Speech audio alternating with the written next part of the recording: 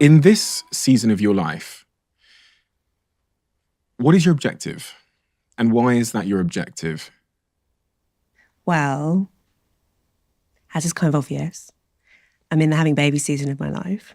It's a really interesting experience living the exact sort of social phenomena that I so often write and talk about, which is basically the role of women in participating in public life and the inherent ways in which the fact that women bear children comes into conflict with that, which is very much the subject of my first book, this question of like, if you can artificially suspend that, if the pill arrives in the 1960s and suddenly women can go from being constantly, I don't want to say at risk of pregnancy, because that's not the right word, like pregnancy is a good thing, but constantly having to negotiate the possibility of pregnancy, and then suddenly a new technology comes along, first time in the history of the world, which pretty much cuts that out. What does that do to women's public role, the social experience of being a woman? And my argument is it's had so much more of a profound effect than we tend to acknowledge. Because the fact that it's women who bear children is so socially important in terms of our ability to work, our economic vulnerabilities, our ability to participate in politics, all of this. And the pill is just this like enormous game changer where suddenly it's a choice. And I'm in the season of my life where I've chosen it. For anybody that is not watching on video, Louise is 6 months pregnant. What is it that you think society at large disagrees with you on as it relates to these issues? I think that most people, I think that the kind of dominant narrative is that this has been an unambiguously good thing and there's been no trade-offs. And I think that there is ambiguity and that there have been trade-offs. That's basically the disagreement. And I think there are pretty much trade-offs with everything, not least a massively, massively consequential new technology like the pill. Do you think the net impact of the pill is positive or negative? I suppose it depends on which area of your life you're talking about. So I think that one of the things that the pill and other reliable contraception, one of the ways in which it's magical and really good is that it allows people to plan their families. It allows women to have spaces between births, which are healthy. It's really, like, in a lot of cases, it's really bad for you to be constantly pregnant, right? It has a really, really deleterious effect on the body. So on that front, fantastic. And on a personal level, fantastic. The trade-offs are normally in other areas of life, like we have massively falling birth rates and there are political and economic problems arising from that. That's not just downstream of the pill, but the pill is a really big part of that story. Sexual culture has changed so much. And I think that causes a lot of misery, particularly for younger women who are younger than me. Sexual culture has changed in what regard? In that I think that it is shifted towards, and you be careful here, because what I don't want to say is that the sexual revolution has been fabulous for men in general. I think that a lot of men have not done well by it. But I think in general that the really big winners from the sexual revolution have been a small subset of men. So what I write about in the book is the Hugh Hefners of the world, right? Hugh Hefner, who founded Playboy magazine, massive sexual appetites and are attractive and can basically have as many women as they want, don't have to get married to them because Christianity has faded away, don't have to worry about unwanted pregnancies because of the pill, for they've had a ball. And I think that what we've seen in the culture is more of a sort of the center of gravity has moved more towards their preferences. And some women are okay with that. Some women genuinely enjoy the sort of being the playgirl, right? But most don't. I think that there is some important average differences between men and women psychologically, not least, that's not just what I think, like the data is, I think, unimpeachable on this. And not least when it comes to sexuality. and a culture that prioritizes male preferences when it comes to sexuality is going to be more costly to women. So who are you, Louise? And what experiences in your life and what sort of upbringing has informed the way that you see the world? I started off as a very kind of basically holding the mainstream progressive view, being very kind of conventional in my thinking. I went to a very, very progressive university, School of Oriental and African Studies in London. And when I left university, I worked at charities, including working at a rape crisis centre, which was which had a significant effect on me in the sense that I was very familiar with sort of standard feminist theory. Standard feminist theory says men and women are basically the same. There aren't any real important differences between us, either physical or psychological, apart from, the baby's bit, whatever, who cares? And that sexual violence, rape, is not about sexual desire, it's about power. It's a power play thing. It's all sort of understood in political terms. And then I actually went to work with victims and I noticed things. I sort of couldn't help but notice things about what they'd been through that made me think, I don't think that's true. Like, that the modal victim of sexual violence is 15. It's really young, right? Really young. And also the age of perpetrators is also skews quite young, like teens and 20s is the most common age group. And one of the things I noticed, or couldn't help but notice, is that perpetrators, basically the peak age of perpetration for men, young men, is the same as testosterone peak. Oh, really? Yeah, it's the same curve. It's also the same curve you see in other kinds of violent crime. There's basically just testosterone rises a lot in your mid-teens and then drops in your 30s. And it's basically during that period that, there's a massive upside to this as well. Like, testosterone is also the drug of the hormone of being adventurous and risk-taking. And there's a lot of upsides to having that sort of youthful male energy. The downside is things like rape. And ditto, the peak age of female victimization is also peak fertility. So what's your conclusion from that? That it's not about power, it's about biology. Or it's not just, if you look at, say, sexual harassment in the workplace, it's rare for like junior men to sexually harass senior women, right? Yeah. So there clearly is an element of people are sort of making decisions based on social power structures and so on. But I know when it comes down to it, this is a biological phenomenon. It's also not unique to humans. Other animals, other primates are also sexually aggressive, basically for the same reasons. So sort of what we're dealing with is is an eternal problem. Like how do we channel male aggression in the right directions? How do we protect young women during these vulnerable years? This is a profound problem, and it's a problem that every society faces. And I don't think that we deal with it as well as we could. Partly because I think we don't tell the truth about it. And not least feminists don't tell the truth about it.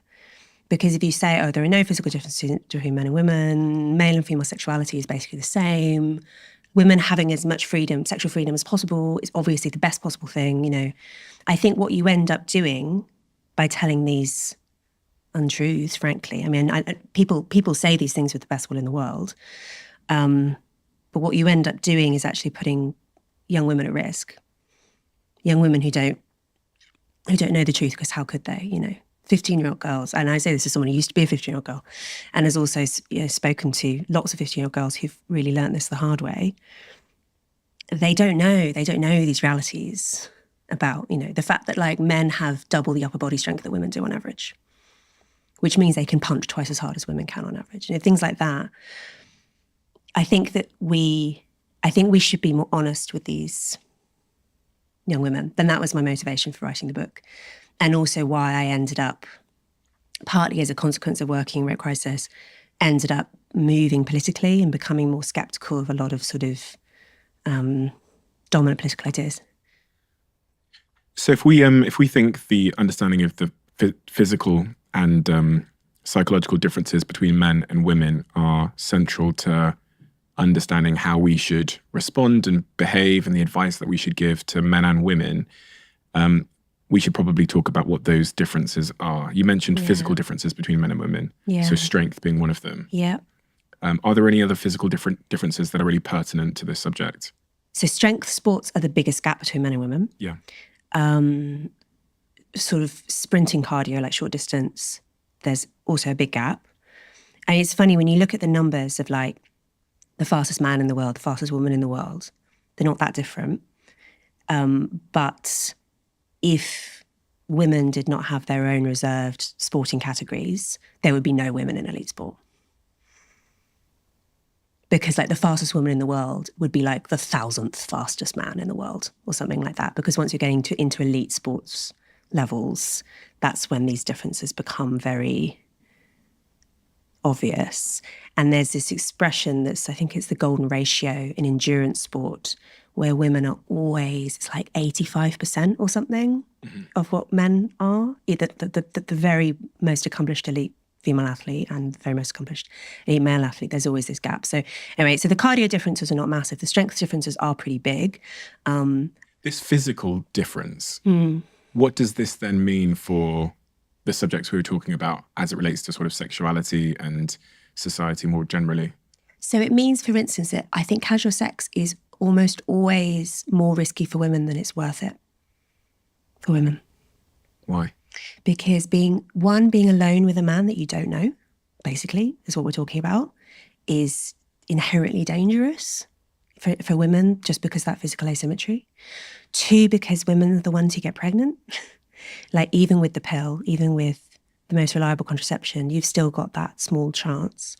And so that either means that you carry a pregnancy to term with all of its physical risks and emotional risks, or it means you have an abortion. Like basically all of those costs are borne by the woman. The man might have no idea that this has even occurred, right?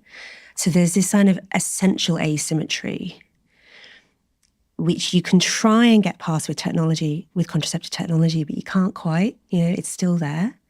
The psychological differences between the sexes in terms of sexuality are also important. They're not as massive as, say, upper body strength, but on average, they are very, very marked.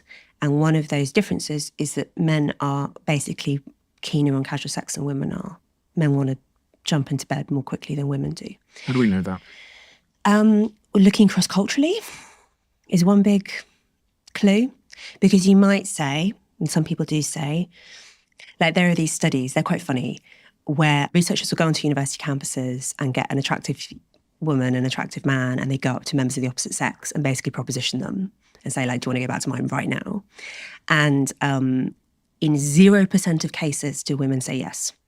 0%, and this is consistent. Whereas in quite a high proportion of cases, men will say yes, right? And that is consistent across, it's been done in different times, different places.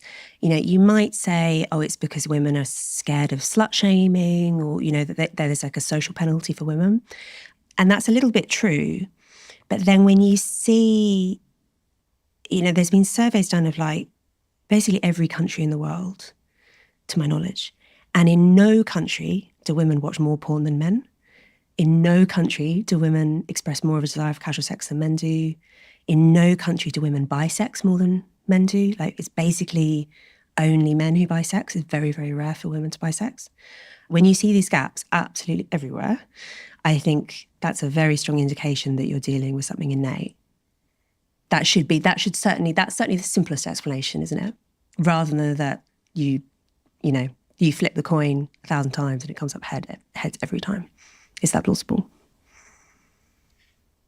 Is there anything in the animal kingdom that might refute that point? Is there any, certain animals where the woman is the dominant sort of sexual aggressor, or the? So yes, but not animals that are similar to us. So like spiders or something like that. Okay. In terms of other primates, I mean, there is variation with other primates. Bonobos are quite into casual sex, for instance. Bonobos are quite different. Because people do get a little bit triggered. Because you're not saying that women don't enjoy sex at all. No. You're not saying that they aren't as horny in certain situations as men, but you're just saying on Yes. And there are always outliers. Of course. I mean, you're talking about overlapping bell curves, right? Yeah. So the average is different. But the thing with overlapping bell curves is it's more obvious at the tails. Mm-hmm. So for instance, like people who buy sex or people who become addicted to porn or something, they're basically entirely male, because you're talking about this sort of tippy tail of people who really, really desire sexual variety. Most people obviously are not out there. Most people are somewhere in the middle. But when you're talking about culture, you need to be thinking about the big picture. You need to be thinking like, okay, what does a culture of casual sex, how would a culture of casual sex affect men and women differently?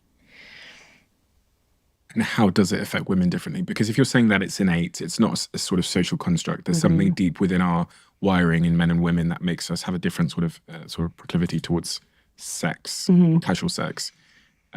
Why does that have a consequence that's negative for women? Basically, what women are more likely to want is monogamy, like not necessarily marriage, but certainly signals of commitment. If you think about this in terms of our evolutionary history, it makes perfect sense, right? Because having sex is pretty much the most consequential thing a woman can do, right? Because if you get pregnant, you've got 9 months of pregnancy, which is risky in itself, childbirth, which is very risky in the ancestral environment, less so now, fortunately. And then you've got maybe 15 years or something of having to look after a child until it's capable of being economically self-sufficient. That's an enormous thing to happen in your life. Whereas, and it also means that women can only really reproduce once a year, absolute max, right?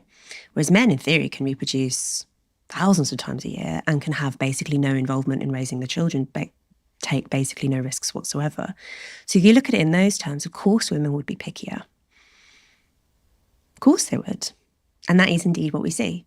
But I think that the reason that young women express so much unhappiness at the moment with the sexual culture is that a lot of young women kind of go along with it. I know this is kind of surprising to men, right?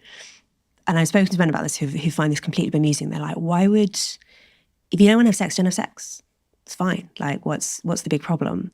Like, women are so lucky because they can't step out onto the street without being propositioned. They can have, they have so much choice. Like, you girls are so lucky. What are you complaining about? And I think it's this problem that two problems. One is that both sexes are not necessarily very good at understanding what the other sex actually want. And that's partly comes from the fact that I don't think we're honest enough about sex differences. So like men think that the fact that women can get casual sex at any time of any day is amazing. And women are like, but I don't want that. That's like horrible. I don't want to shag some random man on the street, right? So there's that gap in there's that empathy gap. And similarly, I think women have an empathy gap. Like they probably don't realize how many men basically don't have access to any kind of sexual relationships and feel incredibly resentful and frustrated about that. They don't realize how scary it is for men to approach a woman, things like that. So there's like a mutual sort of incomprehension. And I think the other thing is men find it very hard to imagine doing what a lot of young women do, which is basically going along with sex that they don't really want to have because they want to be polite and because they don't want to scare off a man who maybe they do fancy, and because they don't want to be uncool and because they don't want to be weird and they don't want to be a prude. One of the features of teenage girl psychology, and maybe this is into the 20s as well, but particularly teenage girls, is teenage girls are so concerned about what's normal. Whenever you have contagious mental illnesses, which like historically are quite common, so something like the Salem witch trials, apparently girls are now getting Tourette's from TikTok because it's like a viral thing on TikTok. hysteria in the 19th century, anorexia. There's a lot of examples of these, right, where mental illnesses, which are seen to be socially contagious, people catch it from each other, you end up with this mimetic effect. They always start with teenage girls, always. Sometimes they spread to other groups, but teenage girls are always like the first, And I think it's because teenage girls, probably for self-protective reasons, there must be some adaptive reason here, are very, very socially sensitive. They're very constantly aware of their social position, what other people are doing, what's cool, what's not cool, obsessed, which is also translates to things like fashion and slang. Slang, ditto. A lot of slang starts with teenage girls because they're this very mimetic group, right? Mm. And that's fine. That's not necessarily a bad thing, but it does sometimes have bad effects. And one of them is, for instance, the idea that being a prude is incredibly cringe has taken hold really, really effectively among this group of girls. And so, I'll talk to girls or read or listen to girls saying I went along with the most degrading, upsetting, whatever, sexual things because I don't know why, because I wanted him to think I was cool, because I didn't, and I think that's something that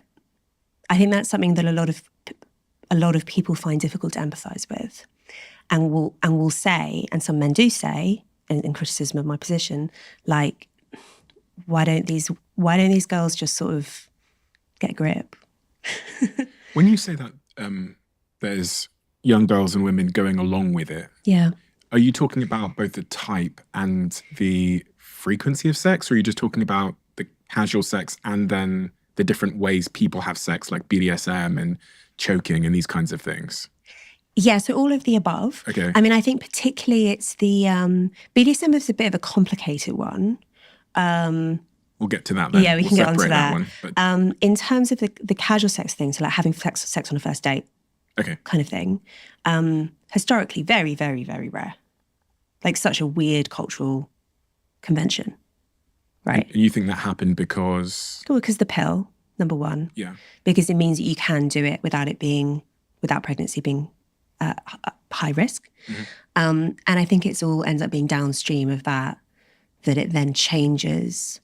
It basically used to be, you can actually read accounts of women who were in their 20s, say, at the time when the pill came along, and they'll say, it used to be the case that you go out on a date and the expectation is we will not be having sex, right? That was the agreed upon thing. Not to say it never happened, obviously it did, but that was the default.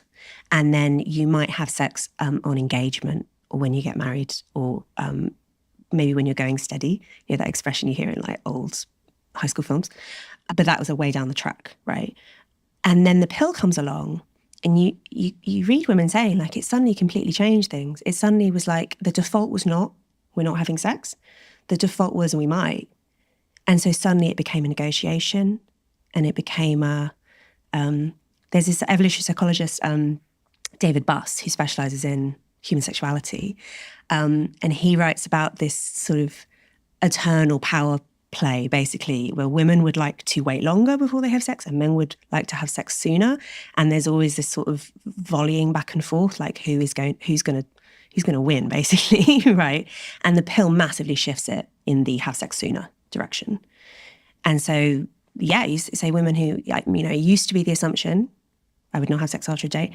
And now I'm having to this is so often what actually is happening in Me Too kind of cases. I mean, obviously Me Too cases, there's a lot of range. You've got straightforward, really criminal behavior, like Harvey Weinstein or whatever. But you also quite often what's going on is it's so much more subtle than that. It's like the Aziz Ansari case. Do you remember that?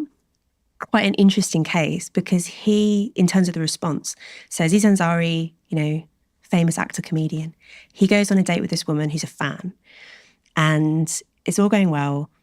And then they go back to his, and he wants her to have sex and she doesn't want to, basically. But he's a famous man who she likes, she might want to in the future. She doesn't want to offend him. She doesn't want to mess it up. And so there's this subtle kind of tussle, and they end up doing some sexual stuff or whatever. She goes home, she feels terrible. She subsequently says to him, you took advantage, basically, by text. He says sorry. And then later she sort of spills the beans in a magazine article. And that kind of thing is basically an invention of the sexual revolution, that kind of conflict where there's that degree of ambiguity. It wasn't that unreasonable for him to think that sex would happen. It wasn't that unreasonable. The problem that she found herself in is that she had to try and as politely as possible say no without, like, that's a really difficult social game, isn't it? Particularly when everyone's drunk, right? And she ended up, I guess, like they both messed up to some degree. Like he didn't read her social cues. She didn't communicate clearly. Like so often that's what's really going on with these Me Too cases. There's so much ambiguity in terms of what everyone is supposed to do. And you've got this tussle between what men and women prefer. And I mean, adding alcohol is really bad. You know, there's this bias that men have. It's like a deep-seated bias where men will tend to see sexual interest where there isn't. They're more likely to see sexual interest where there is none. They kind of overestimate how much women fancy them, basically. I know. And alcohol exaggerates that effect.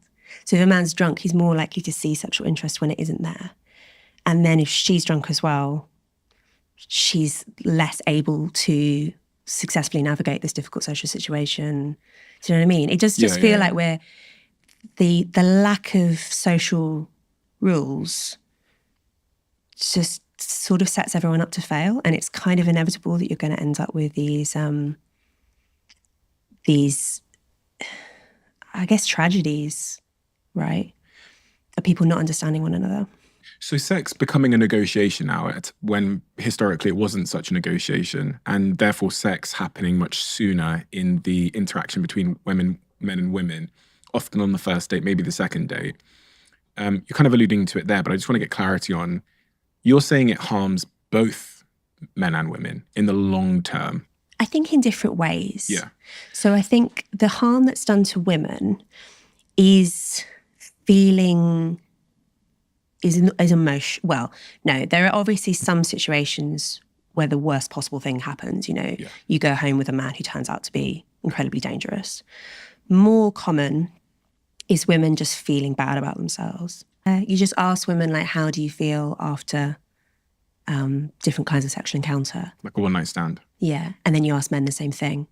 And women feel disgusting, basically, to some degree, is sort of the dominant. I included this quiz in my book, right, for men and women, like basically for people who had casual sex of some kind or another, right, who participated in this culture. And I sort of pooled the questions from my male and female friends. And one of the questions for women was, have you ever had a consensual sexual experience which now makes, thinking about it in retrospect, makes you feel like kind of physically uncomfortable, that gives you a disgust response? And so many women say yes to that. And one of the reasons for that is that women have a much lower disgust threshold than men do. So like women feel disgust more easily than men do, in response to all sorts of things, but including in response to not non-consensual, but unwanted sex. You see, like the kind of subtle distinction, like legal, but not really desired sex. Women are more likely to find that just makes them feel disgusted. Because? Well, probably because of this evolutionary thing, right, where like having sex with a man who you don't want to get pregnant by is a bad decision. You talk about in the book about how icks are more prevalent amongst women, essentially. Yeah, the ick. Yeah, it's a really interesting expression, isn't it? Mm. It's the women use it to mean when they like a man, and then suddenly something switches, and they get the ick, and all of a sudden they're like, oh no.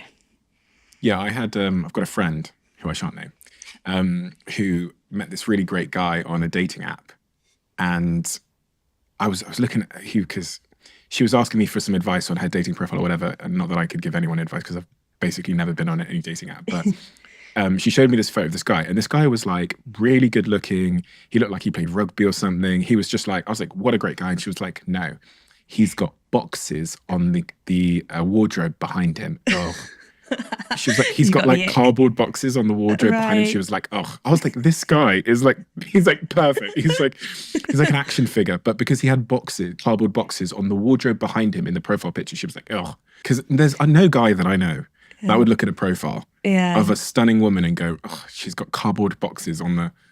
Although might they, do you think, for a woman, they were like deciding whether to marry? Do you know what I mean? Because men do tend to have sort of there are kind of two tracks. Like there's the woman I'd have sex with and there's the woman I'd marry. And they're Yeah, different. They're yeah. different categories. And maybe I don't know about cardboard boxes necessarily, Yeah. but maybe what it's showing is you're like messy, disorganized, not very grown up. Yeah. Or maybe you don't have, maybe you're living at someone else's house, maybe. And that's, or maybe you're on the move. Don't have much money. Yeah. I guess she's looking for cues of like being a really, really long term Yeah. good bet. Which goes back to your evolutionary principle. Exactly. Yeah, that's a sensible thing to be doing, really. I think icks should be listened to, generally. Do you think? Like I think our bodies often know. I think our bodies are often sensitive to like little cues that we might miss consciously. So you think women should listen to their icks? Yeah. But some of them are getting a little. The one that always makes me laugh is if a man on a date, the date goes really, really well, and then at the end of the date, he pulls out his wallet to pay, and he has a Velcro wallet. Right. I'm not sure if it would be a personal ick. Okay. But I guess maybe we should respect it as an idiosyncratic ick. I don't know. I think in general, this goes for men as well. I think this goes for people. I think it's you ever read The Gift of Fear, No. Gavin de Becker book? A really great book. It was published like 30 years ago or something. I think Oprah made it quite a big deal. And it's by I think he used to be a bodyguard. He's like a personal security expert. And he tells all these stories. It's mostly about women, and maybe this applies to men too, where women basically ended up getting attacked by men who they did actually have bad vibes about in some way, but they ignored those and it cost them, right? And his argument is that fear is a gift and that you should listen to your instincts because often, again, very evolved to be very, very attuned to these instincts, right? There's a reason why we are descended from people who listen to their instincts in this regard. And often your unconscious will spot things that your conscious brain hasn't spotted. And maybe you'll be worried about being impolite or being weird or whatever, So I can't remember all of the stories, but I remember there's one of a woman who a man offered to help her carry her shopping up to her flat. And he was really insistent about it. And she was like, okay. So she let him. And then as soon as he was in the flat, he shut the door and attacked her. And she was lucky to survive. She said later that it was weird. It didn't feel like he was just being nice. She got bad vibes from him. She got the ick, whatever. There was something like going on. But her conscious brain said, he's just being nice. And so she ignored her instincts and she let him into her flat. Like that's the sort of example where actually I think that our unconscious brains are actually very wise about a lot of these things. Women's more than men's in that regard? Interesting question. I would guess probably yes, because particularly in relation to the sexual violence threat, Yeah. right, which women carry and men don't as much. I mean, men certainly don't carry it from women. If men get sexually assaulted, it will be by other men, almost always. Again, really interestingly, if you show women, I think this is true for women, but not for men, as far as I know. If you show women a map of their local area and ask them to say which streets they would not want to walk down alone late at night, and they highlight those streets, they map on perfectly to actual rates of crime. And these women know nothing about this. They're not familiar with like local police statistics or whatever. It's just vibes. They just feel unsafe in these areas. Those vibes are actually really accurate, surprisingly so. And I guess because, it's this evolved thing that like, to put it really bluntly, rape is a very bad outcome for women evolutionarily, right? It's something you really want to avoid. And so we have these inbuilt systems that well, there are several costs. There's the carrying the rapist baby and all the downsides of that, right? There's the risk of being ostracized by your community. Maybe your husband like casts you out. There are so many downsides, even aside from the physical threat. We've evolved some very good systems to try and protect ourselves against that. I also think that to some extent, the 15-year-old girls, they do have these instincts.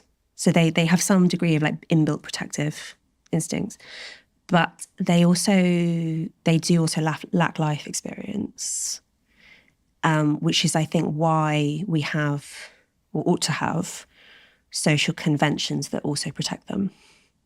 Do you know what's interesting? As this is called the Diary of a CEO podcast, and although we've strayed quite far from business, and people tell me that all the time, my lens, because I run businesses when I'm not doing this, is always to think about how a lot of this applies to business. And as you were talking about, the way that I heard it is that women have a different sort of radar, sort of like, than men, and are able to spot different things than men.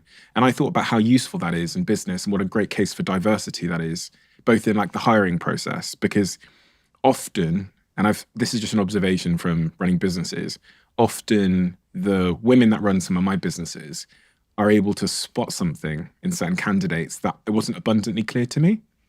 And often, again, this is anecdotal, one candidate who all the men in the interview process are good with, fine with, all of the women in the interview process have a problem with. And often, sometimes, not always, don't have the problem with this individual, but then all of the women in my organization have a problem with this person. And so over time, I've learned that maybe I don't have the radar, and maybe I need to listen to both sides to make an informed decision. And it's plausible when you think about evolution that men and women have a different sort of sixth sense in that regard. I see it in my partner. Obviously, I can't give an anecdotal example because my partner, but it's like she's operating on a different frequency oftentimes to me. And that's kind of what makes the relationship work.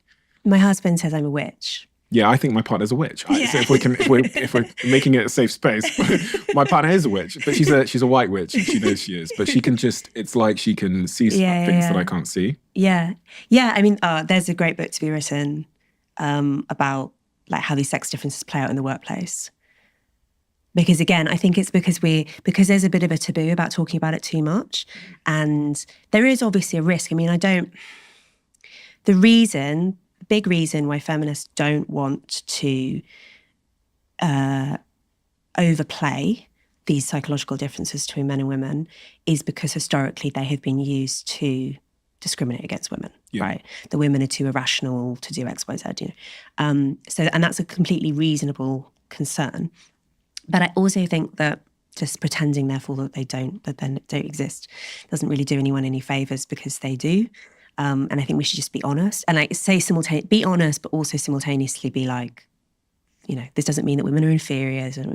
Exactly. I think there are probably some roles where, or indeed things like in policing, for instance, to be really direct, I don't think that women should be in frontline policing roles, because I think that the physical differences are too profound, particularly in the UK where police officers don't carry guns. The average woman, even a really strong, fit woman, is going to really struggle in a direct confrontation with the average male. But if I was to rebut that, I'd say, what happens if you have a crime where involving several women, and a man shows up without the empathy or without the ability to sort of resonate or to relate? So I think women should be involved in criminal justice, but because, for instance, probably women are better at interviewing. Yeah. I wouldn't be surprised. And interrogation, So there are probably some roles where women are going to outperform men. Again, it's the overlapping bell curves. There'll be some men who are really good at this, whatever, but you'd expect there to be a female advantage in that role. But there isn't a female advantage in the being out and having physical confrontations with people role. And I think that's fine. I don't think that we should... There's this very frustrating tendency in policing, for fire service as well, for people to notice the fact that there are fewer, say, female firefighters, and therefore to lower the physical demands to get more female firefighters in. What if the physical demands? What if the test is the test the same for both? I.e., if I want to be a frontline police officer, I have to pass the same physical test irrespective of gender. Yes, that's true. But one of the things that they've done over the years, because of pressure, like feminist pressure, to be blunt, is that they've changed the standards. So they've, say, reduced the upper body strength component, or they've made like in policing and in firefighting, all these, and military, you have to do a bleep test, stuff like that. They've lowered the standards necessary in a lot of roles. That's really the issue then. Versus that's what. Because several of the women upstairs would whoop my ass in a bleep test. They will. They like run marathons and stuff. All of them in the bloody office. They'd all whoop my ass. Yeah. So the issue is about making sure the standards are sufficient for the requirement. Yeah. Of the Don't role. lower the standards so that you can get more women into these physical roles. Just accept the fact that there will be. I mean, like, I do know actually. I like one female firefighter that I know personally from jiu-jitsu.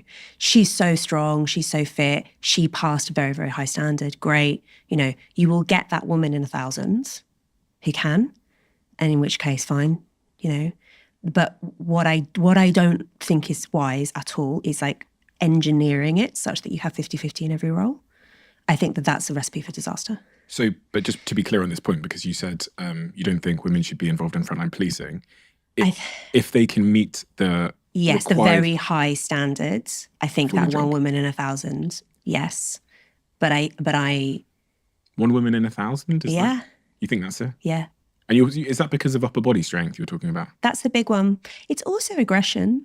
Okay. Like you do need a certain level of. You can watch a lot of body cam of police having physical altercations, and it's quite common, for instance, to see female police hesitate more than male police do, because I think not always a bad thing if you think about the amount of people just being killed. It depends, doesn't it? I mean, yeah. There's also policing is a complicated one because also in America, say where the police have guns, female police are less likely to shoot than male police are.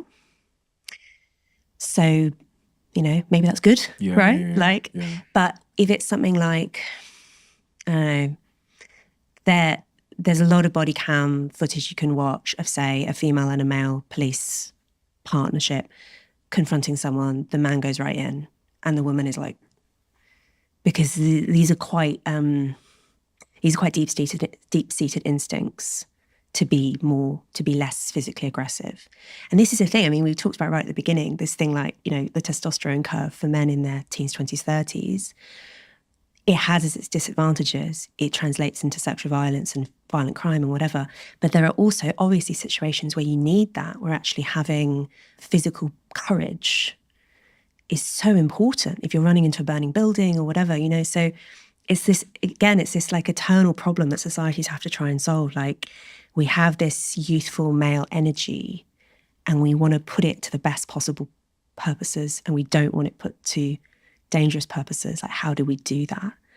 It's so complicated because I understand that there's physical differences, but policing is so complicated because you're policing both men and women.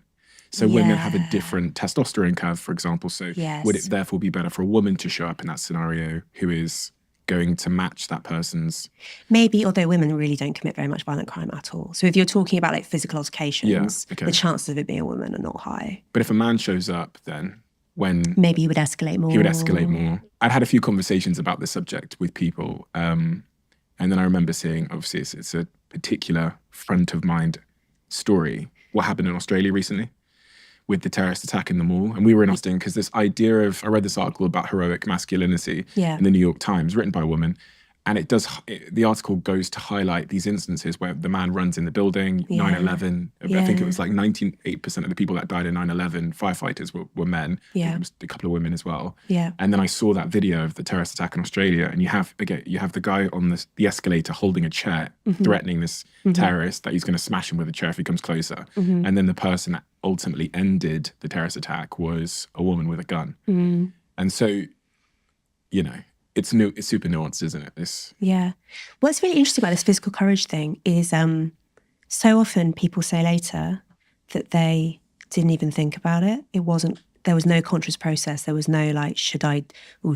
They just do it. Do it, yeah. And you don't really know if you're like that, I think, until you're confronted with a situation like that. 100%. You know, when women will definitely do that absolutely not thinking is protecting their kids, Yeah.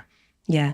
And you do read amazing accounts of women diving on their children and lifting cars because like their child is stuck under it, and they just have this like almighty surge of strength. Like and actually that's an interesting situation where women can be very aggressive in defending their children. Like, and that's true in other species as well, that you can have this, just the red mist descends in that set of circumstances. Mm-hmm. So, yeah. We're talking about icks, and I just wanted to cover it off because there's kind of two sides to this ick argument. There's this, I've got this radar which is useful and it's protecting me. And then there's this other sort of more newer social TikTokification of the ick, which is probably causing people not to get in relationships. I've got a friend that she goes on about 100 dates a year. And she's like, I think she's actually starting a dating podcast because she's that unsuccessful at dating. And in my head, I go, I think this might be part of like a broader social issue, that the reason we're not coming together, we're having less sex, all these things, is in part because of these icks. We think everything is a problem because social media told us it was. Yes. And I think it's probably true, going back to this mimetic thing, right? There are probably some social status signs which are very mimetic. Like, one of the things that some women will do, for instance, is they'll like say, I will only date a man over 6 foot, and just set that cut off. And you can be very objective about that on the app because they say how tall they are. I mean, I'm sure everyone's exaggerating, but like they say how tall they are. And it's a really silly thing to do, actually, because you're cutting off, like, I don't know, 80% of men, more, depending on the group of men. You're just cutting them out. And actually, if you were to meet this person in real life, the fact that they were 5'9", you wouldn't even notice, probably. So sometimes I think that modern technology can encourage a level of pickiness, which is actually really counterproductive, and probably actually, and again, it's like, I think so much of mutual sexual attraction is about about pheromones, about vibe, about being in person, and dating apps don't capture that at all. So I'm sure that definitely works against, there are 100% women who are way too picky. Definitely. We talked a second ago about how the introduction of the pill and how that caused negotiation in this first sort of encounter impacts women. We didn't cover how it impacts men downstream. Would it be better for men if there were, we waited longer before we had sex with a woman? In your book, you talk about waiting 3 months, but then you whispered something to me, which I'll let you say just in case you don't want to say it. I think probably actually waiting till engagement is a better call. So you think we should wait until we are engaged with someone before we have sex? Yeah. You bite your lip when you say that. You look I'm nervous. saying that because there are trade-offs, and I acknowledge them. And also, it's more difficult to do that in a culture where that's weird. Yeah. Because what you end up doing is cutting out anyone who for whom that's too weird, right? Like, you basically cut out a big chunk of your possible matches by insisting on that. Unless, say, you're very religious, in which case everyone in your religious community is going to have the same expectation. But for most people, that's going to be quite a weird thing to demand, which is why I said 3 months in the book, because it seemed like more reasonable and more achievable. And also because my mum said to me when she read the draft, she was like, if you say wait till engagement or marriage, that's the first thing every reviewer is going to notice about the book. It's going to be a big deal. So it will be, you'll get more of a hearing, if you're more reasonable. The thing is, we're a really weird culture in this regard. Like, basically every other culture, there is obviously variation, my first degree was in anthropology.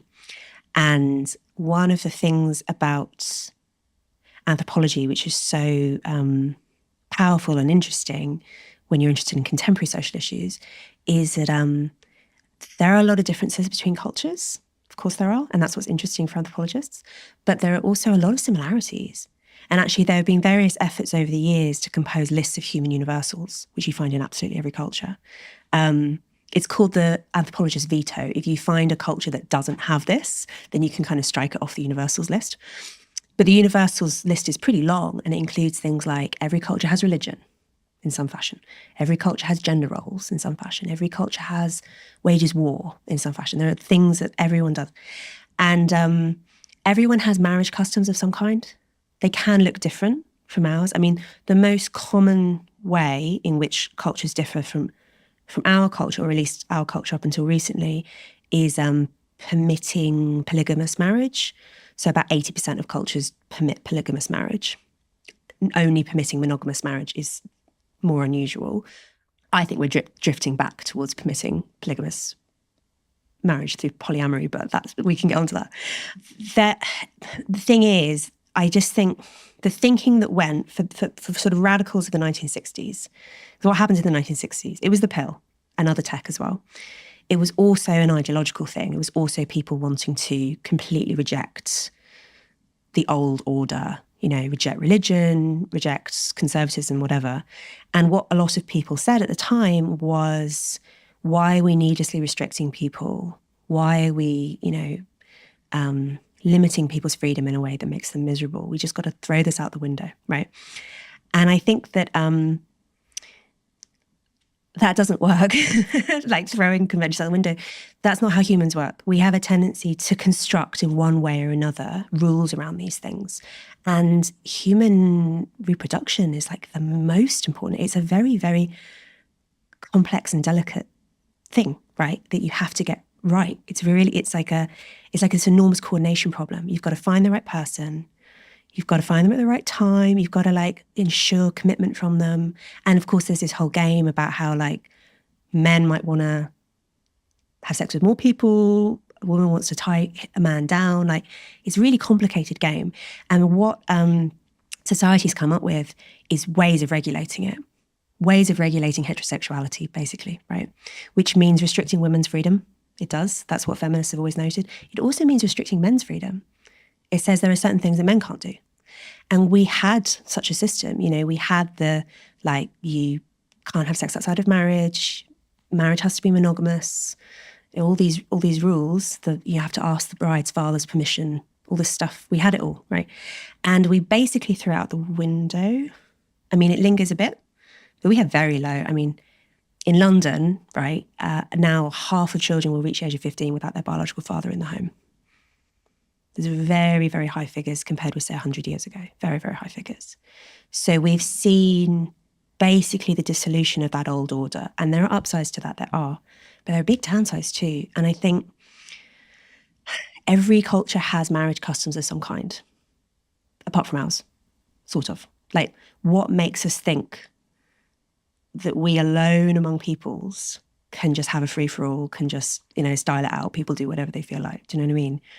I think that what anthropology tells us is that actually we need structure, we need conventions and constraints and templates, and those will sometimes feel restrictive, and there will sometimes be people for whom they don't work very well.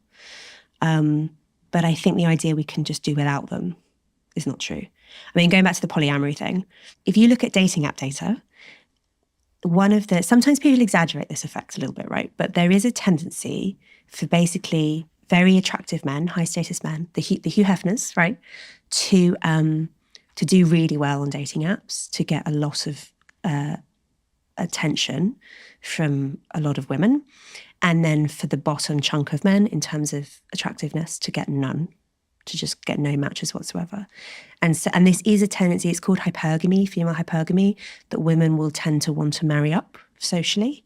So they'll want to marry a man who is richer than them, better educated than them, more successful than them, etc.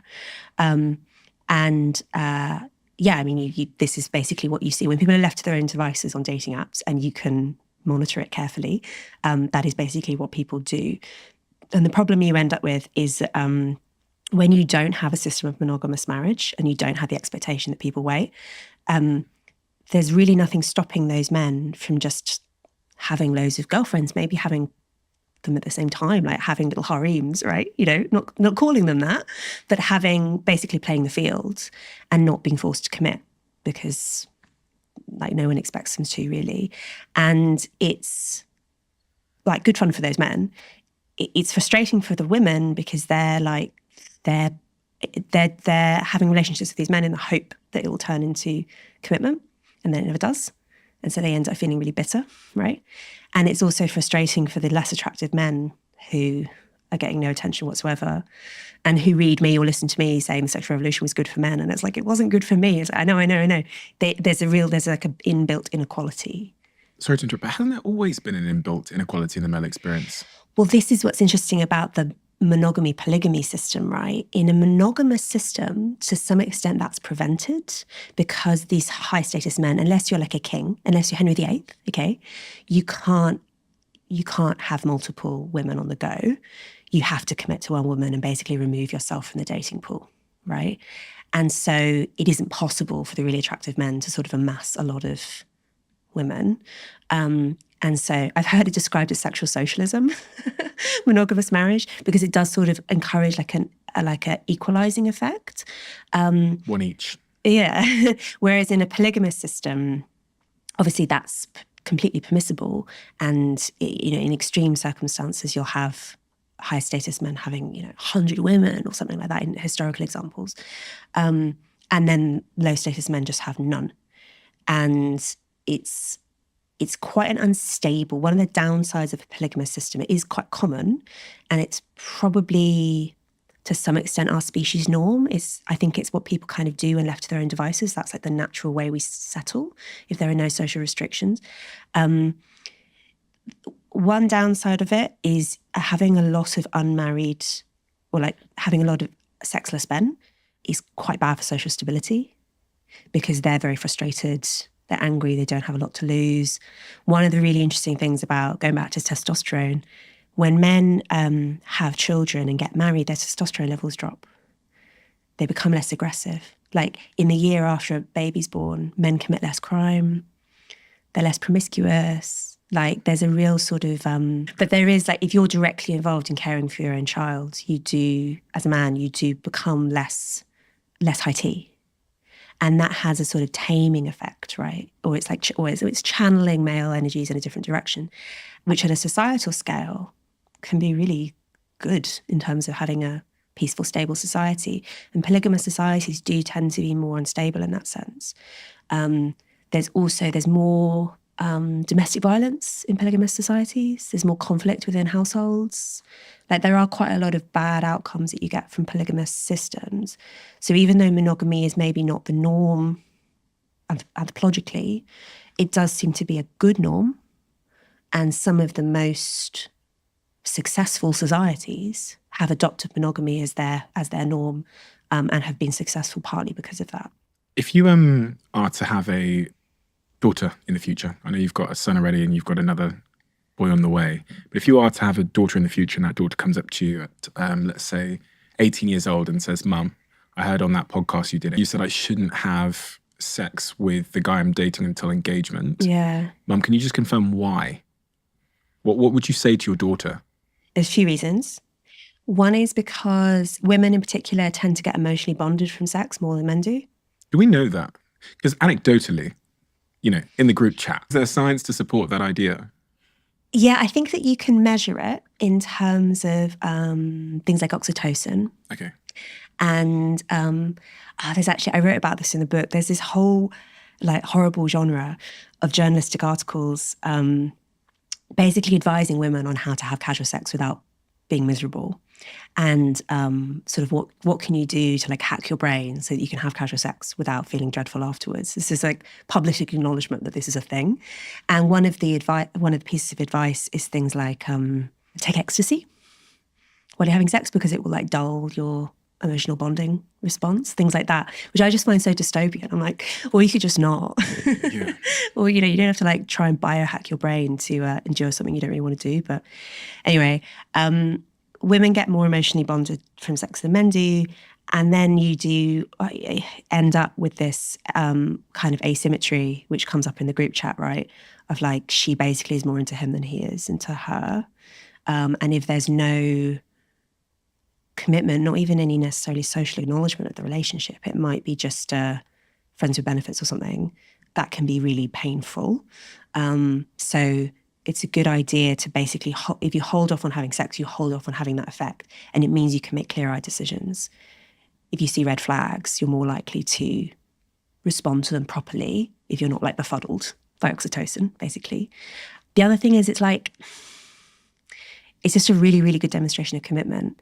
If you always risk getting pregnant. You always do, even if you're on modern contraception. There's always that risk. And do you want a man who is going to ditch you if that happens, basically? Like how can you find some guarantee that he's not going to do that? A diamond ring is a pretty good one, don't you think? There are other ways you could demonstrate it, but that's a really good one. And it's a kind of tried and tested one. It's pretty crazy how significant the shift in attitudes towards casual sex have changed. I was reading some research earlier that said 67% of Gen Z think it's justifiable to have casual sex compared to 12% of the pre-war generation. Yeah. And, you know, when you talk about the diamond ring being a good way to get commitment. Yeah. But I had a divorce lawyer on the podcast the other day, and he said to me that 56% of marriages fail, and that... One thing that skews that, though, you know, is that people who have multiple marriages are more likely to get divorced. Yes, he did say, I think 86% of people that get married again after that. Yeah. So there's some, but yes, I mean, the principle is true. So do you think marriage as a system or a technology is good?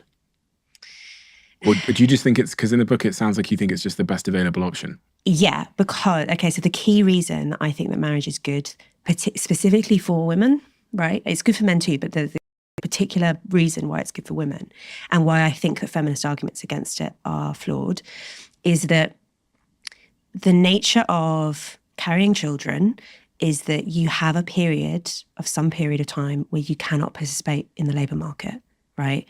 Where you're too pregnant, you've got a newborn, whatever. I mean, when I had my first baby, I calculated that in the first weeks and months of his life, I was spending 40 hours a week just breastfeeding, right? So you basically, mothers and babies aren't really individuals, right? In the sense that they're not completely autonomous. My friend Mary Harrington, who's also an author, she said that she realized this for the first time when she had her daughter, and her baby was crying to be fed in the middle of the night. And she realized that in a sort of, if you looked at their relationship in an individualist way, you were like, okay, you've got one human being who like wants to be fed and another human being who can provide the feeding. But they're autonomous agents. They can just make their own decisions or whatever. She's like, no. I can't just decide, now I'm going to ignore it. I'm going to go back to bed. Like every cell in your body is saying, I must go feed my baby. It completely changes you physically, psychologically. It's like complete transformative experience because your biological goal becomes keep this baby alive. And the baby is completely dependent on you. There's this child psychotherapist, Donald Winnicott, said there's no such thing as a baby, there's only a baby and someone, right? Babies can't survive on their own. And normally that someone is the mother. And when it comes to things like breastfeeding, it has to be, really. I mean, we now have formula and so on, so we can sort of, it's that old thing of using technology to take the edge off some of these social realities, but it's still basically the case that mums and babies are like tied together like this emotionally, biologically. And during those times in your life, you need another adult, at least one other adult who's going to do the, getting food, paying rent, doing all this basic stuff to support you. And who that adult is something that people have experimented with, right? Like attempts at communal child rearing, say, or, I mean, what to some extent you can do is depend on the state, right? Depend on the welfare state, depend on, state-provided childcare services, things like that. That all of those solutions kind of work, but come with significant downsides. The only solution, I think the best solution that we've come up with historically is for the father of the child to play that role, basically. And then on this subject of marriage, just to really interrogate this further, because I feel like I'm in two minds about it. A, because of the stats show that 56%, end in marriage of divorce, and you've kind of rebutted that because of the remarriage rate. But then even the amount of people that seem to be in unhappy marriages seems to be pretty significant. This is part of what the divorce lawyer said to me. He said, you could say 56% of marriages fail, but if you defined failure as one or two people in that marriage being unhappy, the number is significantly higher. And I know a lot of people, again, it's anecdotal, so it's not worth much, but a lot of people that are married, who I would define as being really just kind of, the divorce part is so uncomfortable and painful that they've just decided to stay together, which is not always in the interest of the kids, because if that home becomes toxic in any regard, the trauma is passed down sufficiently to the kids. Yeah, okay. I take all of that. Yeah. But I do think that, one, the divorce rate is to some extent a product of a divorce culture, right? Where it's very permissible, in fact, very normal for people to, a really, really tricky bit for people to get through is the first year after a first child is born, because everyone's tired, everyone's stressed, there are money pressures, et cetera, et cetera. No sex. There are lots of reasons why that's a difficult time. And it's quite common for people to, whether or not they're married, but for people to break up during that period and then to regret it, because actually it's a temporary period of your life. It will get better, you will get less stressed, you will get less tired, etc. So to some extent, a divorce culture will sometimes encourage people to make permanent decisions, which they will regret. And there are stats showing that quite a lot of people do regret getting divorced, something like a third of people regret getting divorced. So there's that. The other thing is that there is a lot of, it's true, yes, that the people who have multiple marriages are more likely to get, some people can be kind of serial offenders in this regard, right, with divorce. It's also, there's a massive skew with class and education. So only about 10% of graduates who get married will get divorced. Interesting. Yeah. And it is interesting, isn't it? And it does suggest that to some extent marriage is becoming a luxury good. And there's this phenomenon, right, where a lot of people who are from those kind of elite graduate classes will, they'll talk the 1960s but walk the 1950s. So they'll proclaim all the stuff about freedom and individual choice and whatever, but actually they live pretty conventional lives. They tend to get married. They tend to stay married. They tend to have 2.5 children, et cetera, and be very conservative in their own choices, even if they don't necessarily promote those choices. So that, there's that. And actually, I think it's probably because people know that there are massive benefits to their children from staying together. There are, of course, some instances, particularly with abuse, when it's better for the children if the parents break up. That's absolutely true. But I think when you're talking about kind of vague unhappiness, dissatisfaction, like we've outgrown each other, like that level of unhappy marriage, I think it's much better for the children to stay together.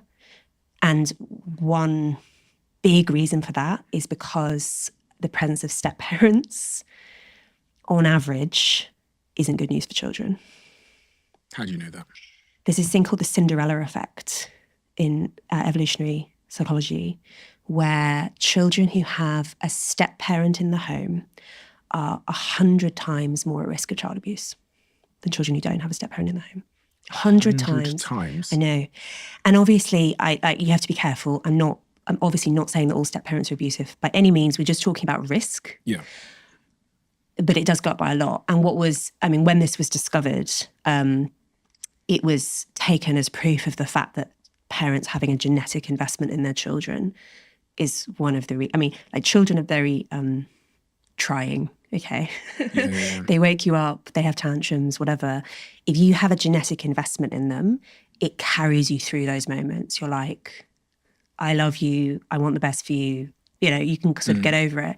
If you don't have a genetic investment in those children, if in fact you potentially have a conflict, if say you have children with the new partner and those children in the household and you want those children to sort of be favoured and do better, unconsciously, right? But there will be kind of a playing of favourites game. Like, it's not just... In some cases. It's not just like violent abuse. It's things like step-parents are less likely to put a seatbelt on their stepchildren. Things like that. It's like subtle but small ways in which stepchildren are disfavoured compared with biological children. And of course, some people will surmount that and be amazing step parents, ditto like adoptive parents. Plenty of people will do a wonderful job, but it is a really significant risk thing. I had this woman called Katie Faust on my podcast a little while ago, who is a American campaigner for children's rights. And she said, try this, okay?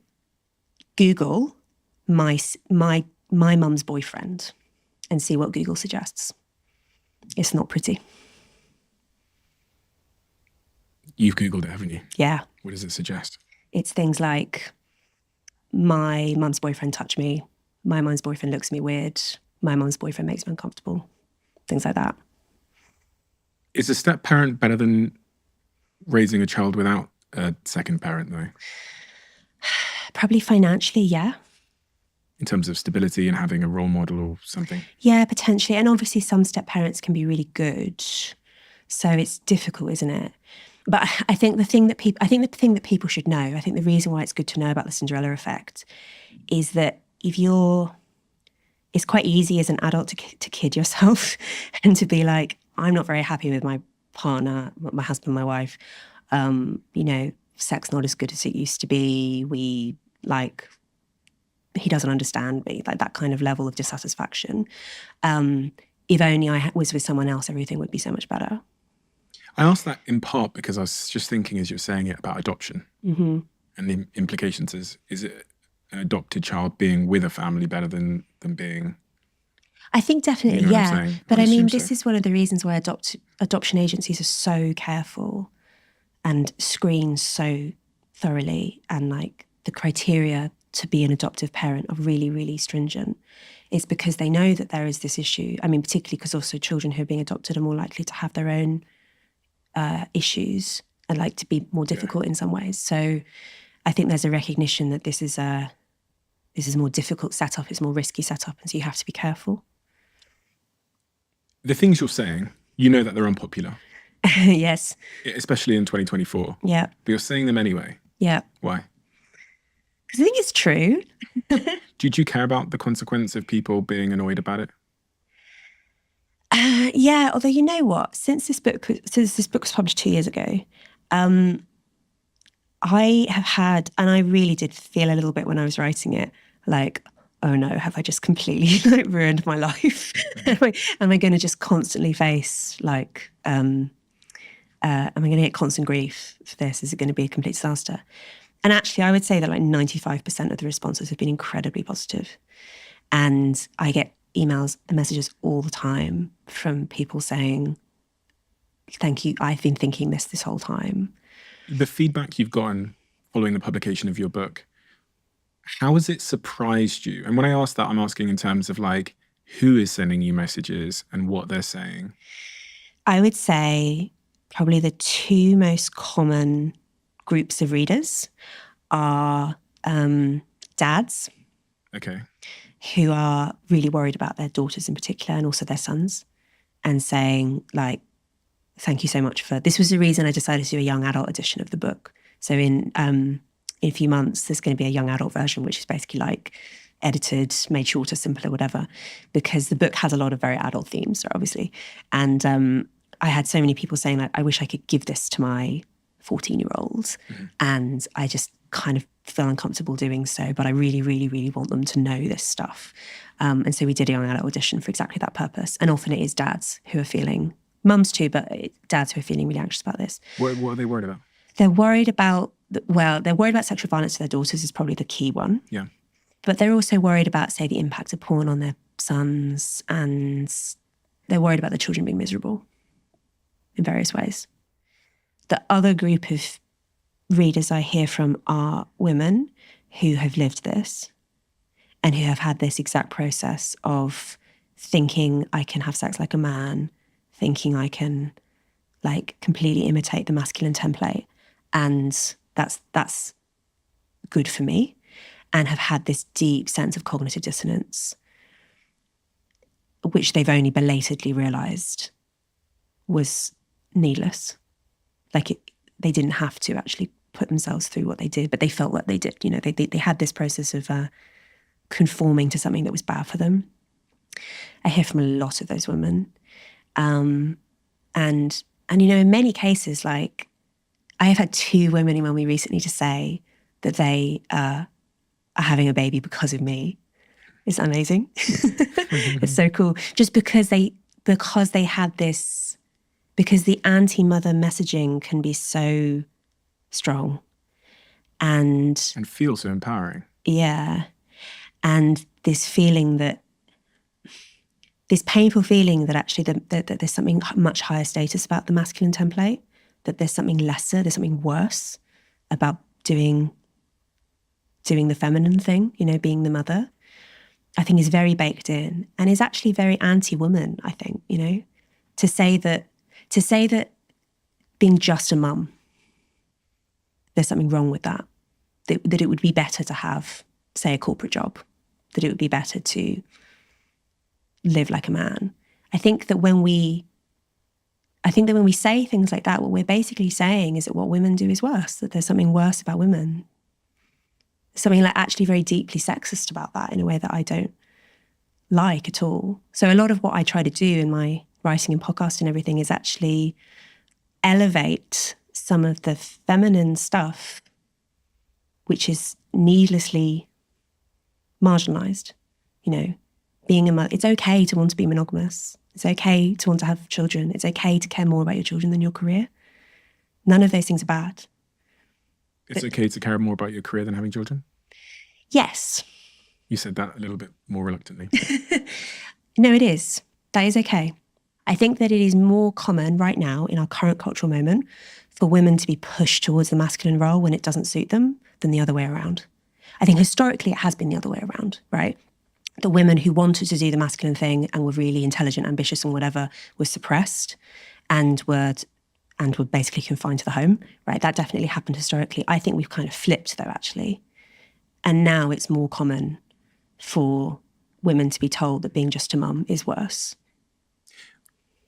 At a societal level, there's been a big decline in birth rates, which is quite interesting. Are you concerned about the decline in birth rates?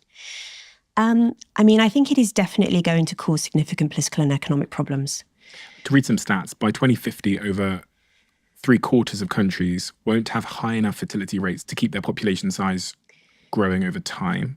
The global fertility, or to keep it stable over time, the global fertility rate has decreased from 4.84 live births per women in 1950 to 2.2 in 2021, and is expected to drop to 1.5 by 2100.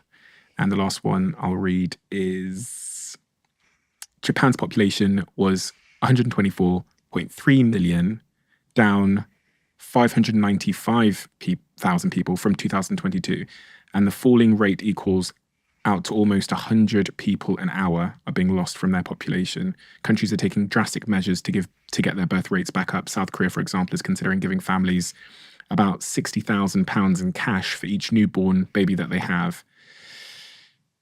So yeah, there's a societal, social impact, economic impact on the declining birth rates. And I've heard you say previously that you think it's one of the biggest evolutionary challenges we're facing. I think we're going through an evolutionary bottleneck.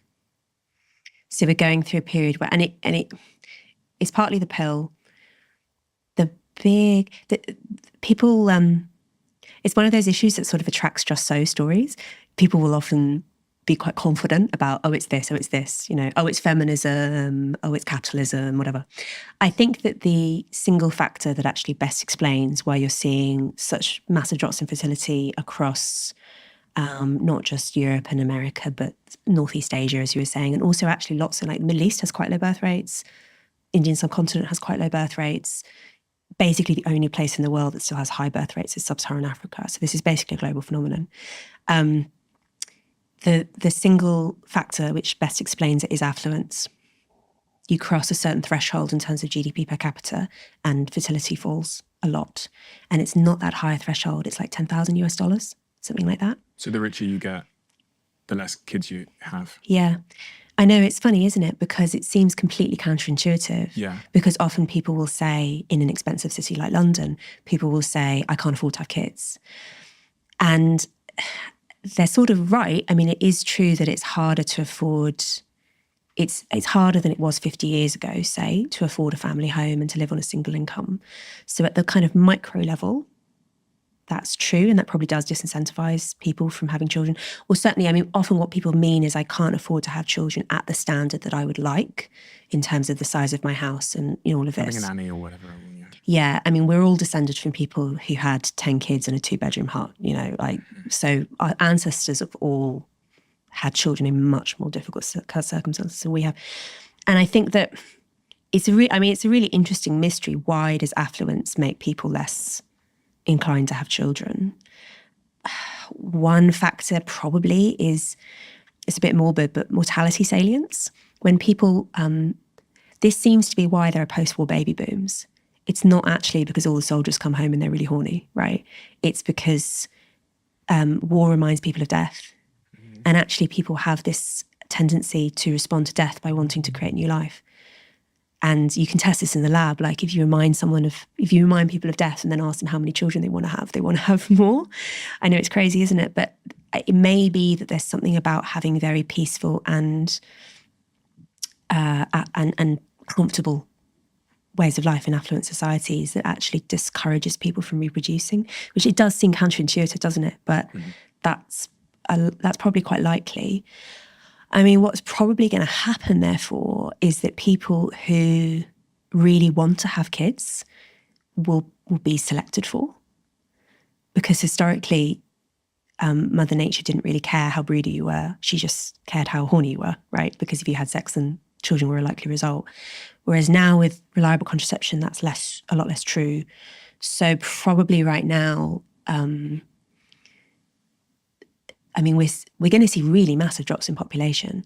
In somewhere like South Korea, they have the lowest birth rates in the world. I think it's like 0.7 or something. So that's 0.7 babies per couple or person? Per woman is how it's calculated. Okay, fine. So in order to have replacement, you'd need 2.1 in a culture of low child mortality. Okay.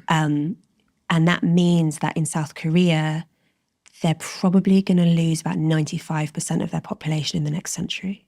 What is going on in South Korea? Why is no one having It's a really good question. It's a really good question. They seem to just have like all the problems that we have, but more. Okay. It's like hyper-version of all the Western issues with dating and with like, they're also very urbanized and like they're like hyper-modern in a lot of ways. And given that modernity seems to lead to low fertility, they're like further along that track than we are. We touched on it briefly, the idea that porn might be playing a role in people having less sex. I read an interesting study from 2014 from JAMA Psychiatry Journal where they looked at 64 adult men who watched hours of porn each week and found that there was a decrease in the amount of grey matter in the area of their brain that is associated with sexual. The percentage of women who consume porn is increasing, and by the end of 2019, almost 3 out of every 10 Pornhub users were female. The role that porn is playing in all of this, and what's your view on pornography? Good thing? Bad thing? Net negative thing. Net negative. Yeah. I mean, there are various objections you can have, right? I mean, it's very much not a fair trade product. I think everyone knows that really, like deep down, right? Yeah. It's the industry is really horrible, and it has a tendency to take people who are already vulnerable and completely destroy them. Very high suicide rates among porn performers, very high drug dependency rates, things like that. So yeah, you're not consuming something that has been ethically produced. And even when some porn claims to be ethically produced, it's often like, those claims are often actually very shoddy. And there's a lot of like, it is prostitution. It's prostitution with a camera in the room. So it has the same issues as the sex industry does in general, in terms of coercion and misery, basically. So there's that. But in terms of the effect on people who use it, yeah, I mean, it does seem to have this syndrome. So death grip syndrome, to be delicate about it, is basically when a man masturbates so much that it like decreases his sensitivity and it makes it hard for him to then have proper sex. How do they know this? Is that it's like a colloquial expression? Okay, they've not done like science on it. No, I think it probably emerged on Reddit or something, right? Fine. And anecdotally, if you stop using porn, death grip syndrome tends to alleviate. So like, you're familiar with NoFap? which is like a movement to not masturbate or watch porn. Yeah. And there's various, and I don't know if there's been proper studies, but there's anecdotal evidence that stopping using porn reduces erectile dysfunction and improves sexual health in various ways, right? I think there's also, I coined this term cultural death grip syndrome, where I think you end up with when sexual stimuli are so ever present and it's so easy to access like anything you can imagine at the click of a button with the phone in your pocket. This is like hyperabundance of sexual stimuli. I think it affects people psychologically, and I think it actually reduces people's drive to form relationships because it's like sex loses the mystique. 100%. Yeah. 100%. I'm thinking about a lot of scenarios in my own life where I was many, many years ago when I was single, I was set to go on a date with somebody, but then I might have masturbated and my desire to go on the date just evaporates. Yeah. And I know a lot of people can relate. So if you're pretending you're somewhat different, you're used to talk about it, that you could be like making plans with somebody and then you masturbate and your desire as a man can often just like that. Yeah. In a way that I don't think a lot of people understand. I think it's also going back to this premarital sex thing as well. I think it also applies to other areas of life. We call it post-nut clarity. That was the name I was looking for. Yeah. If you live in a society where you can't have sex unless you're married, or you can't have like sex legitimately, you might be able to have sex with a prostitute or something, but basically your sexual options are massively restricted until you get married. And in order to get married, you have to have a job, you have to like not commit crime, you have to have a house, you have to do all these grown-up things. You are going to be so motivated to do those things. It's so motivating. And I think one of the problems that does come with allowing premarital sex and allowing porn and basically like not inducing any kind of drive in young men is that they are less motivated to do those things. They're like, why would I work harder? Why would I prioritize any of these things when I've got Pornhub? Or soon enough, sex robots, right? It kind of kills that natural, drive. It kills that natural motivating force, which is very, very compelling for young men. Do you think reproduction is at the very heart of male motivation? Well, I mean, yeah. Sex is. Yeah. For most men, outliers, yada, yada. So if we solve for that problem using technology, then one would then deduce from that we conclude from that we then will take away human male motivation to like climb and build and be strong and, I think so. earn and... I mean, there might be some upsides in terms of one of the arguments that people use in favor of porn is that it reduces sexual violence. Mm-hmm. Now, I don't really know if that's true. It's very hard to measure. Mm-hmm. And I'm skeptical about it because I think that something like choking is now so much more common among young people. Like the proportion of, I can't remember off the top of my head, but the proportion of young women who say they've ever been choked in bed is so much higher than the proportion of older women. It just goes up. It's from your charity, right? The charity you're involved in. We can't consent to this, yeah. Estimated that 2 million UK women have experienced unwanted choking by strangling during sex. 3.5 million experiencing these, and also slapping and spitting and gagging. Right. That was unwanted. And this is all being very normalised by porn. So I think that the most likely explanation for why this is more of a phenomenon among younger generations is because of porn, is because it's become sort of part of the normal sexual script through porn. A tenfold increase in rough sex between 1996 and 2016. Right. And I think that, and the reason that we can't consent to this exists is because it was, I mean, we successfully changed the law on this. So hopefully this is happening much less often than it was in the UK. But it is a global phenomenon as well, where men will kill their girlfriends or their wives and claim that she died as a result of consensual rough sex, when actually we think it's much, much more likely that she died as a result of domestic violence, or get convicted of manslaughter instead of murder, and things like that. So this is, that's like that's like the extreme end of this phenomenon. The other end of this phenomenon is more like just the sexual script becoming more violent and becoming more aggressive. And a lot of young women in particular having like absolutely terrifying to be choked out of nowhere by some man you actually don't know very well, right? That's a really distressing experience. There are also, what people always say to this is there are also women who ask for it. And there are also women who like choking. I think what's going on there is partly the mimetic thing. It's partly like, this is cool and this is what everyone's doing, so I want to do it too. So that's part of it.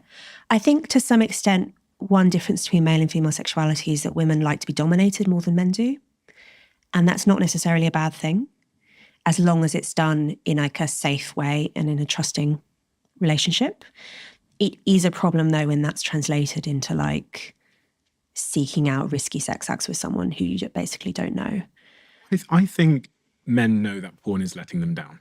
Yeah. I say men, I know that there's a significant proportion of women that watch porn as well, but I have come to learn from doing this podcast and having conversations about dating apps and pornography.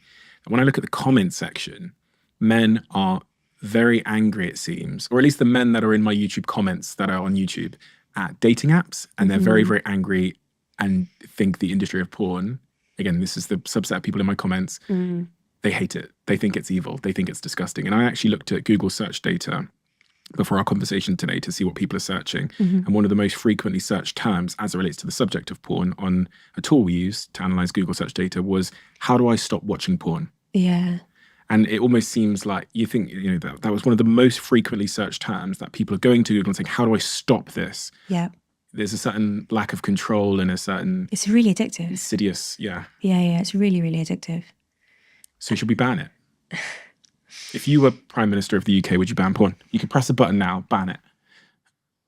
Yeah. There we go. Because I don't think, the only downside of banning it is basically it's sort of like during COVID when people were banned from doing things which everyone was doing, right? Banned from socializing, banned from seeing their families. And people, in a lot of cases, kept doing it and just broke the law. And I think that had a sort of destructive effect on attitudes towards the law. This also was one of the reasoning, this is one piece of reasoning behind legalizing gambling back in the mid-20th century, that there was statistics showing that like an enormous number of people were gambling. Yeah. And so it just seemed ridiculous to ban something that everyone was doing. So that's one argument against banning porn, that like people would keep doing it. It would be quite hard really with the internet, like realistically. And so it would sort of undermine faith in the legal system in general. And I take that seriously. But I don't think it makes anyone's life better. Sex workers would have a big rebuttal to you there and say, it's a much better career for me than working some horrible job in some... There might be a small number of women for whom that's really true. But in general, I think, and this applies to other areas of the sex industry, not just porn, the people you tend to hear from are the people who are doing best by it. And you also tend to hear from them at the point in their lives when they're in the middle of it and they are either haven't yet suffered the costs of it or are kind of have a self-protective narrative that they're telling themselves. And I've spoken to a lot of women who've been in the sex industry, including on my podcast, who will talk about this exact feeling of like, when you're in it, you just need to get through the day and telling yourself, I'm empowered and this is okay and I'm in charge of this and whatever is a way of getting through the day. It's quite common for them to compare it to being in an abusive relationship. When you're in it, like, I love him, it's fine, and then it's only afterwards, after you've left the relationship and the emotional connection is gone, that you can realise how bad it was for you. And there are some quite high profile examples of this, like Jenna Jameson. She was one of the most famous porn stars in the world in the 90s. She's now a campaigner against the porn industry because she says it's so exploitative. It causes so much psychological harm and physical harm. I mean, just things like STDs and injuries during... You're 18 times more likely to be murdered if you're a female porn star. Yeah. According to a study by Stuart Cunningham et al. 2018. Yeah, and that danger is even more acute in other areas of the sex industry. there might be some people who really don't suffer those psychological effects and who find a way of doing it in the sort of safest possible way, and it's okay for them. I've spoken to those people. I trust that they exist, but I think they're very unrepresentative. And to say that we should basically design the law around those exceptions rather than around what would be better for the people who are suffering most, I think is wrong-headed. I mean, in terms of the sex industry in general, I would favour what the law as it is in places like Ireland and Sweden and France and quite a lot of other countries, where basically buying sex is against the law, but selling sex isn't against the law, which I know seems kind of counterintuitive. But basically you say that the punters are criminalised. I'm talking about like on-street sex work and brothels and stuff. Yeah. The punters are criminalised, but the prostituted women are not. So they don't have anything to fear from the police. And they can get support from social services, and they can get help with addiction, and they can get, all the various issues that are so much more likely to confront. But the punters are disincentivized because it's all fueled by demand, right? If there weren't men who wanted to buy sex, if there weren't men watching porn, and women too, if there weren't people watching porn, the industry would collapse. Like, it all depends on demand. This young generation are going to grow up with pornography on their phones since birth. Yeah. You know what I mean? Like your kids are going to be able to access pornography, sometimes accidentally if you scroll Twitter. I know, it's terrifying. From the minute while their brains are forming. Yeah. And that's the first real generation that have had pornography from birth. Yeah. Yeah, it's really bad. I mean, it's why I worry about smartphones. I mean, there are other reasons. There are other problems with smartphones, like in terms of things like bullying through social media, whatever, but the porn one is really bad. It's very addictive. It really damages your real world relationships.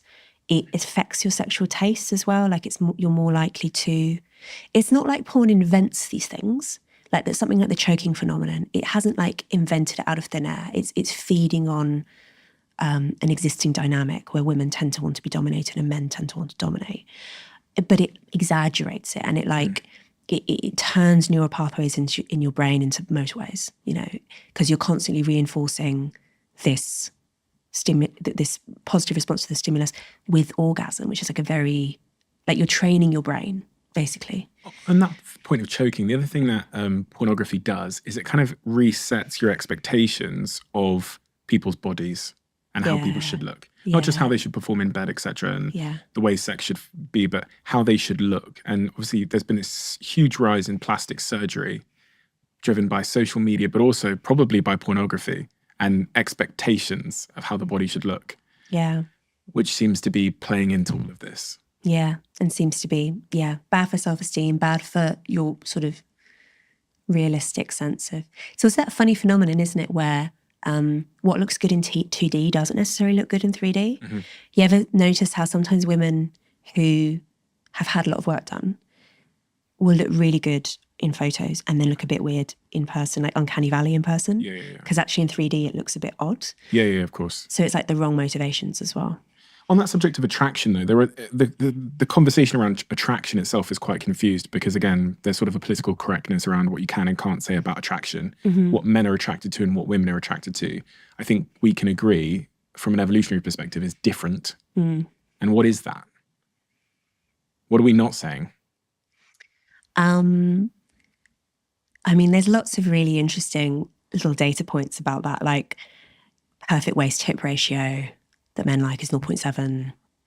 0.7, which is, just for anybody that doesn't know, that they want the waist to be 0.7.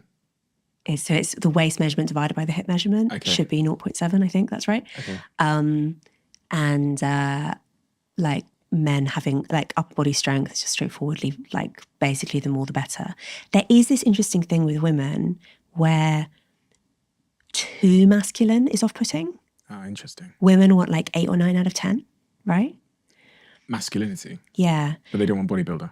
Exactly. They don't want too much, or like the super square-jawed, like intense look. And the reason for that is an interesting one. It seems to be because women have this balance in choosing a partner where you want someone who's strong and will protect you and will provide for you, and like, and being masculine is an indication of that, which is good. But you don't want someone who's so macho that he has like out of control aggression and might hurt you. Okay. So the 10 out of 10 is a bit risky. You want your 8 or 9 out of 10. Like that's the sweet spot. It becomes an ick. I guess so. Your radar. Or scary. Okay. Yeah. Yeah. I don't think that men have that in reverse. As far as I can tell, the more feminine, the better. Like men just really like, all the signs of like adult female fertility are attractive. You said that women like upper body strength. Yeah. You didn't say lower body strength. Is this why men don't do leg day? I mean, that's the point where there's the most divergence between the sexes. Like lower body strength between the sexes is, I don't at the moment, obviously, but I normally do powerlifting, and the difference between squat for men and women is much less than the difference between bench. Mm-hmm. So it may be that everyone's trying to like exaggerate the dimorphism. Mm-hmm. I think and it's also an interesting point around the way our society is less polarized. Like we do the same jobs. Men and women are friends with each other. Like there are lots of ways in which we are much more sexually egalitarian and like mix more with the opposite sex than did our grandparents, say. And I think to some extent people actually really crave polarity. They actually crave sexual difference, maybe more than that's one theory as well as to why BDSM is popular. That people are like really drawn towards like hyper macho, hyper feminine behaviors. If sex is hierarchical in the sense that if I'm a high status, strong male, I'm going to attract more mates, isn't it sort of innate then that there's always going to be this group of men at the bottom of that spectrum who are sexless? Yeah. And that are struggling? Because there is a lot of men that are really, really struggling at the moment, and the suicidality amongst that group of men is shocking. The incel community, the purposelessness, the addiction, the gambling addiction is really almost exclusive amongst men. Yeah. In that regard. Yeah, maybe Mother Nature's a misandrist as well. Like I think it's one of the reasons why talking about things like attractiveness is not very, I don't know if politically correct is quite the right word, but is a bit like awkward and painful, because it is quite hard not to just say, look, there kind of is a hierarchy. Like there is an extent to which some people are more attractive than others. And lookism actually is like a massive form of social inequality that no one ever talks about. Lookism. So people who are better looking basically do better in every way. People are nicer to them. They do better in their careers. There was this study of tipping during COVID, because during COVID, people working in restaurants, they had to wear masks. And so to some extent, it hid people's faces. And normally, better looking waiters get more tips and waitresses. And then during COVID, that was to some extent equalised. I know, it's kind of why I think we don't really talk about it. I mean, people clearly know this because they work so hard to be good looking. Think of the size of the beauty industry and like gym culture and whatever. Like people are desperate to be better looking. So we kind of know this is important, but it seems a bit, I don't know, a bit horrible to talk about it. Mother Nature is unfair. Yeah. And there's trade-offs that go both ways. Yeah. I'm not, Kim Kardashian is gorgeous, but if I was a woman, I wouldn't necessarily want to be Kim Kardashian, because there are trade-offs that I wouldn't be happy with. And I think that's much of what this conversation has really been. It's just highlighting some of those disparities and unfairnesses, but also the trade-offs and the opportunities that Mother Nature presents us with in all facets of our lives. And these are difficult conversations for all of the reasons you described. They're difficult, they're painful, but I think it's better to know. I think it's better to know. I think that you can make an informed choice if you know. Right? I agree. Yeah. A lot of people don't want to know. And you learn that as a podcaster. Yeah. You learn that. There's a lot of things that some people, it's fingers in the ear. It causes too much dissonance and pain and uncomfort to look in the mirror at the nature of the way that the world is or is going to be. So some people would rather avoid it. And you know what? Fine. Yeah. They're coping. Yeah. Hope is very powerful. We're all trying to find ways to cope. Thing. Like we all are, you know. Yeah. So I have empathy for that. Thank you so much. Thank you so much for being willing to have the uncomfortable conversation and willing to say the uncomfortable thing out loud, because a lot of people aren't willing to say that. And, you know, I think that's how progress happens. I think ideas that are opposing sometimes need to collide for us to make progress. And I think your book is very much a case of that. If anybody hasn't read it, I think it's one of the most important books on the subject. It's called The Case Against the Sexual Revolution, A New Guide to Sex in the 21st Century. Highly, highly recommend it. Everyone that I know that's read it has absolutely raved about it and passed it around. So I'm sure you will do too. So I'll link it below in the description so you guys can all read the book. I have a closing tradition on this podcast where the last guest leaves a question for the next guest, not knowing who they're leaving it for. And the question that's been left for you is, what a question. When was the last time you lied to yourself? This morning. I think we do it constantly. Yeah. I mean, on the cope thing, like I think actually too much truth is probably a little bit too much to bear, right? Thank you so much. Thank really, you. really appreciate it. And congratulations on the small boy on the way. And thank you. everything goes well. And I'll see you again soon in the future, I'm sure, to continue this conversation. So thank you, Louise. Thank you so much.